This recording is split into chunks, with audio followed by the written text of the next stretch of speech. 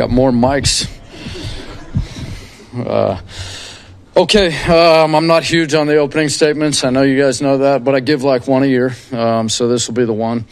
My off-season was incredible. Most of you guys heard about most of it.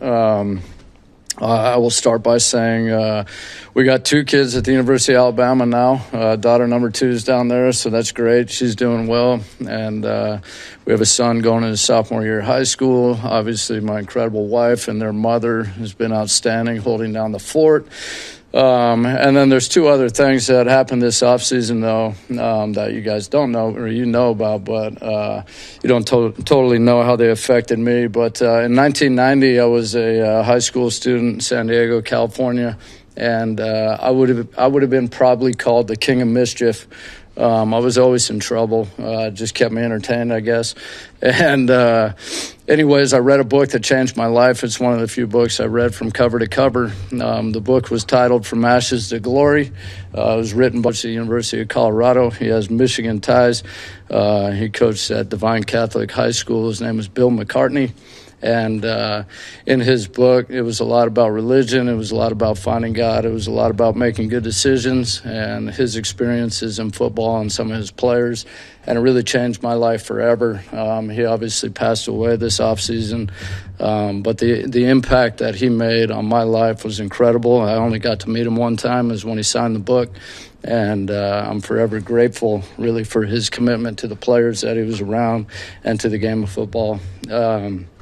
Number 2, in 2014, I was at the Philadelphia Eagles, and we're coming off my first season as a coordinator in 2013. We weren't great, and we brought in a player. His name was Brian Brayman. This guy was an amazing player.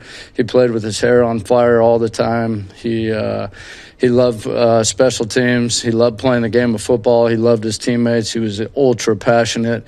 He had come through an incredible journey to get to where he was at, and the obstacles he overcame were incredible. And really, in 2016, I think we let him walk. In 2017, we're making a run for the Super Bowl. We end up bringing him back, and in that Super Bowl, we go up. I think we went up by 8. And there was just under a minute left, and we kick off, and he made the tackle on the kickoff. New England tried to run a reverse. He made the tackle, knocked him down at the 10, and New England couldn't find their way in the end zone, so we won the Super Bowl. He obviously passed away this year, and the guy was just an incredible person, incredible player. And I think when you stand up here as a coach, you stand up here and you often talk about, oh, what a great job, and we get a lot of recognition, but ultimately you guys have heard me say this is a player's game, it's a player's league, and I've been fortunate to be around a lot of great players, and he was an incredible one. And he really played the game a different way, and I know that he earned the respect of everybody, and obviously I'm certainly grateful for his contributions, and he passed away this offseason also. So with that, whatever questions you guys got. Well, it's tough to follow that, but well, it's kind of my goal. If I just knock this out, then it was obviously probably pretty good to see Doris back on the field yesterday. Tesla's done some nice things there as a gunner. Rock Ya-Sin. It seems like, do you feel pretty good about what you got for that gunner spot with all the things you've worked out, and then obviously getting Dorsey and some guys back? Yeah, so Dorsey's huge. I mean, this guy is one of the great gunners in the game of football right now, and so obviously getting him back is outstanding. And then just looking at some of these young players, Tesla has done a great job really for us. Lovett shown some things for us on the outside. Meeks has shown some things from the wide receiver position. So we've got some wide receivers who are contributing on special teams, which is beneficial because the last handful of years we haven't gotten a lot out of that group other than Khalif as the punt returner. But for those guys to be able to help out in a core role, potentially could help take some off of some other players. I would say in general, I love this time of year because to that question, you get a chance to evaluate a lot of different players playing a lot of different positions. Tesla, we played inside on kickoff return one week. We played him outside the next week, see where he plays better at. And then you're really working to figure out when the roster is all said and done and they say, here it is, and how can I make the most of any 11 players out there on the field in any particular phase? with two new coordinators on offense and defense, it feels like there's a lot of talk about that. And then here we sit and watch preseason games and we see a guy like Jack Fox come in and just boom, punt after punt. Just the stability, the consistency of your snap, hold, kick production. I mean, I know there's, other guys on the field that make special teams go, but just how much does that mean to this team? Yeah, I mean, it's huge. You see teams that don't have a kicker, don't have a punter, don't have a snapper, and obviously it's a tough position to be in. I would also say that, like people have asked me from time to time this training camp, are you bringing anyone else in? Is there more competition? And it's like, well, no. Number one, these guys are incredible players. And number two, I think the biggest thing there is when you have the right players and their passion is to be the very, very best player that they can be. And really their passion is to be probably the best player in the league at their position.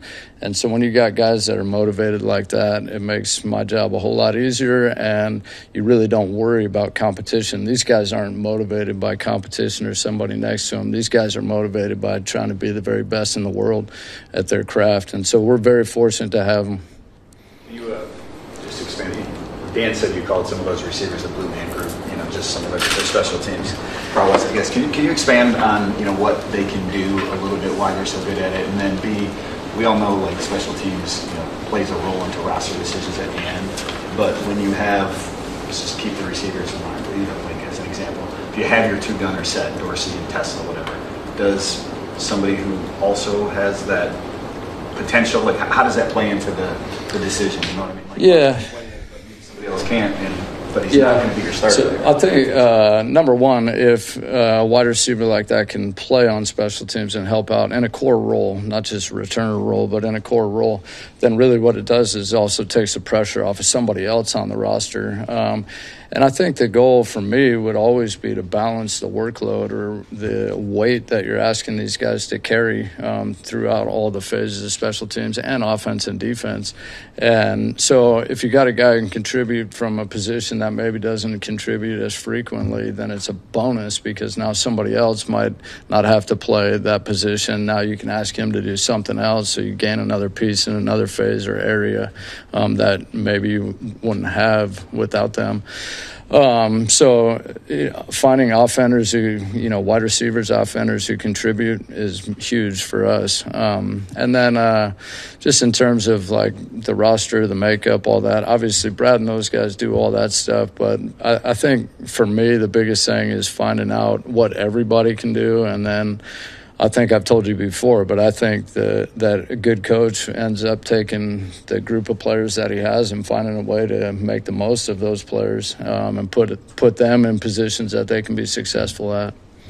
You obviously knew Lovett had that background. Meeks and Tesla, they surprised you at all with what they were able to do there? I would say all of them are really developing players. Like Tesla had the penalty on the kickoff return, so those guys go out there and they make some mistakes, but they also show that, hey, they got some upside and potential too. So I think, I had one of the better special teams players who played for me was a safety, and he told me a long time after, but he said, man, it took me 4 years until I really felt like I knew how to play the game in the National Football League on special teams, because there's just a lot to it. It's different than any other phase. You're asked to do a lot of different things. A defender's asked to be a blocker also, like an offender. An offender's asked to be a defender, like tackling, and that's to the receiver point, we really haven't seen a lot of that yet. Meeks had a chance to tackle the returner on one punt last week. Tesla really hadn't been in a position to do that. So there's still areas that we're looking to see, can these guys do, or how good are they at that? Yeah. I want to ask about a couple more guys. Grant Stewart and just what you like about him in that kick return phase and just how he's boosted that unit. Yeah, so that goes back to kind of how can we get the most out of these 11 guys. Sometimes I would say necessity is the mother of all invention, right? Who's our kick return? Well, I don't know. Leaf, he's got a big role on offense also. He's our punt returner. He's a little bit smaller body type. The returner back there on kickoffs ends up taking some shots. You want a guy who's going to be able to last and be durable. At the time, Vaki was down early in training camp. We've had Craig Reynolds back there. we're about to get Gibbs back. Oh, I'm just kidding. No, but what happened was in the offseason, I started watching some of his film. Like anytime you bring a player in, you kind of watch everything they've done in the history that we have on film. And there was some film from him at Houston where he was running the ball. And I was like, wait a minute, like this looks pretty good right here. And so that's really what started the idea. And then I was like, man, I'm not sure who the guy's going to be. This is a bigger body guy, physical. It looked like he had some natural skill set to do it. And then we fumbled the opening kickoff. So no, but he showed a bunch of great things, and then it said to us, okay, now we got to invest more time in him to be fair to him and help him with ball security and stuff like that. But it's now worth the investment because of what he's shown. So we're excited about him. I think you might have hinted at this in a previous answer, but as we come up on roster cut down time, are you a guy that's passive or active in your conversation with Brad? I mean, do you campaign for guys at all behind the scenes, or do you just kind of take it as it comes and worry about it once the 53 is set? Yeah, I think it's a great question. I don't know what the answer would be from their perspective. I know what I try to do. I try to be very level with it. In my early days of coaching, I was a lot more passionate about that, and I would also get a lot more frustrated with those decisions and all that stuff. But I know this, man, the job of making those cut downs and managing the roster and the money and all these things that a coach really doesn't think about is a lot to it. I think the best thing that I can do in my position is just tell or explain to them the repercussions of if we go with this guy and not that guy, well, here's the challenges. It's going to push more weight onto this player, and this player we're asking an awful lot of already. That's going to add more to his plate. We feel comfortable about doing that. If we do, that's great.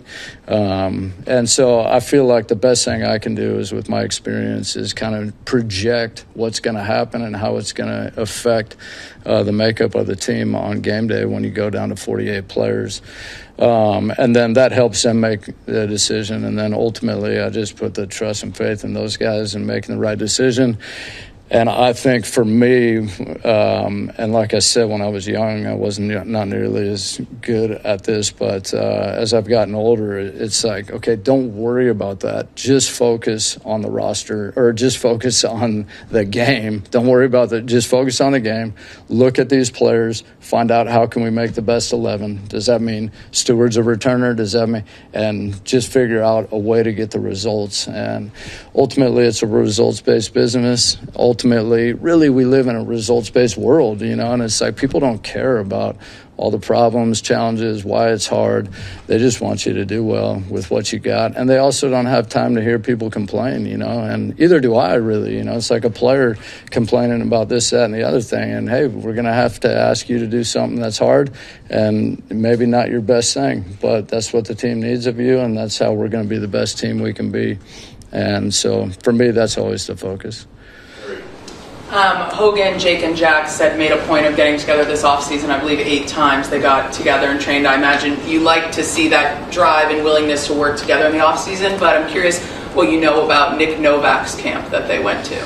Yeah, I don't know much about that camp specifically. I know those guys get together a lot. I know they do it at different venues. There's different players like that who've played in this league in the past. I got a lot of respect for Nick Novak, what he's done. But like to answer specifically to that, I don't totally know. But you like to see those I love seeing those guys get together and work. I think the more they can do it, the better. I mean, it shows a commitment to their craft, to the game, to the team, the organization, to themselves, trying to be the best that they can be. And like I said, we got the right guys, and so they're all about it. I know that Coach asked everybody, and maybe the players, I think this was, Grant was telling me, asked them what their superpower was. The other day, were you in that meeting? Was that a team meeting? Do you know, what would your superpower be? I don't know. I have no idea. How were you a coach then 5 years ago when you walked through the door here? Yeah, I don't know. I don't know that I am a good coach. No, the only thing I can tell you is The only thing I could tell you for sure is I love this game with everything I have in my body, and I cannot believe I'm in front of you guys today. The fact that I am where I am is truly a blessing to me. I grew up dreaming about playing football. I grew up dreaming about coaching football. My high school coach told me there's no way. He said, how do you stretch the field vertically? I'm like, 4 verts. He's like, no, you got to high-low 'em. I'm like, and he's the guy who said he'd never coach. He did it because he knew I would. And then, I mean, it's it's humbling. I've been able to paint the fields before the game. I built lockers and locker rooms for the players in college football, 1AA football. And to be sitting here today, and I did it because I love it, and people say like, oh man, how do you get into that business or whatever? And it's like, I didn't get into the business because I wanted to coach in the National Football League or I wanted money or any of those things. I got into the business because I love the game. I love the players. I love being around the players and the game. And I've given everything I have to those guys, and this game has given me way more back in return. So I'm super fortunate and grateful. Thank you. All right, appreciate it.